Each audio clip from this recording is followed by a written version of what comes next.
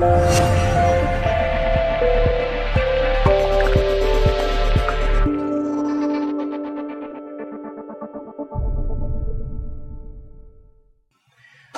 afternoon. This is Scott McVarish with a Law of Radiance video. Today I'm going to start part one of a two-part series on making mistakes, asking for forgiveness, and then forgiveness.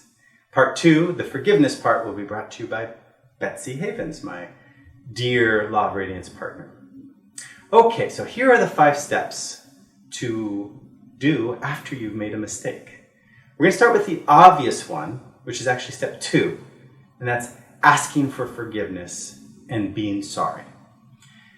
We're starting with that step because that's the most obvious step, and it's the one that will trip you up the most, because a request for forgiveness can be empty. It can be a Pavlovian reaction and cannot be taken like you are trying to give it oftentimes without step 1.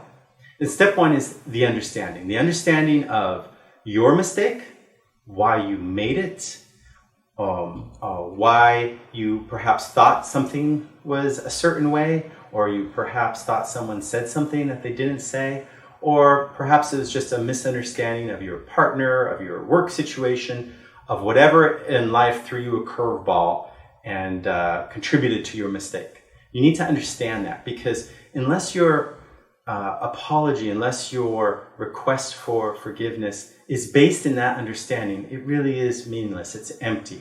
So do the understanding. I know you want to start with the apology. You want to start with, please forgive me. I've effed up. I have screwed up. Start with the understanding, because you need to know what caused it. And that takes us to step 3, which I call process and pattern.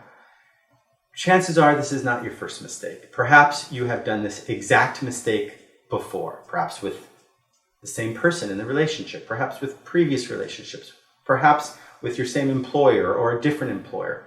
We oftentimes have patterns in our lives of making mistakes. Sometimes it's hard to spot that pattern, so you need to look for it. You need to make sure this isn't part of a pattern, because if it is, then you need to stop at step 3 and really deal with that pattern, because otherwise you're just going to be making that mistake again in the future.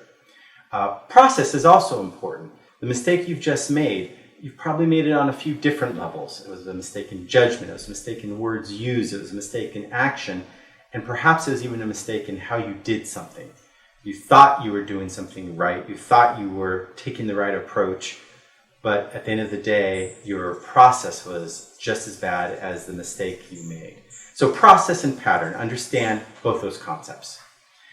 That takes us to step 4. Step 4 is where the Law of Radiance comes in. This is where, after you've understood things, after you've understood the process, the pattern, after you've asked for your forgiveness, after you have pled for yourself to be forgiven and given your sincere apology based on an understanding of what you've done, now it's time to focus on the Law of Radiance.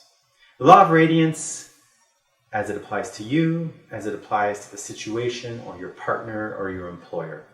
So as it applies to you, don't forget your strengths. You may be feeling terrible at this moment. You may be feeling like you've made the mistake of a lifetime. You may have made the mistake of a lifetime, but that still doesn't negate who you are fundamentally, who you have become over the years. Doesn't negate all of the successes you've had, the good things you've done, the good intentions you've had, your talents, your skills, a whole history that makes up your glimmers of radiance, as Betsy calls them. Focus on your glimmers of radiance. Focus on them, live them. Aspire to be full of your radiance at all times. Chances are, had you been in touch with your radiance, when you made your mistake, you might have avoided a mistake. So now take that time, get back, do your Law of Radiance exercises. Look on our tab of do this now or do this today, and you'll see some great exercises. But get in touch with your radiance, and then obviously get in touch with the radiance of the person, the victim of your mistake, whether it is your boss or whether it is some other friend, a family member, your partner. dwell on their radiance. Make sure you are connected with that, because maybe you will be with them again, maybe you won't be with them again. And that gets us to step 5. And step 5 is acceptance. You have to accept that some mistakes cannot be recovered.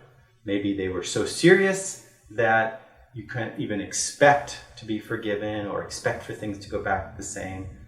Or perhaps you simply have the misfortune that at that moment in time, things won't return to the same. You need to be able to accept that. You need to accept that deep down, which is why you need your Law of Radiance exercises, because it may be a dark period coming up for you, and you want it to be full of your own radiance.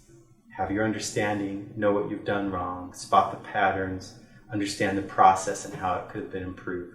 But ultimately, you need to be able to accept that this may be your new reality and build on your radiant self to have a better reality in the future. Build on the best parts of yourself to be the best person you can be. Build on those glimmers of radiance and accept where you are today. And, maybe you won't be there tomorrow.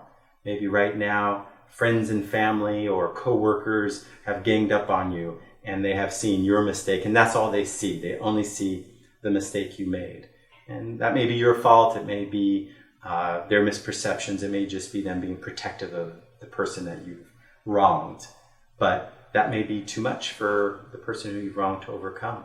And if you were just fired from a job, you can't expect that your first 4 steps will get that job back.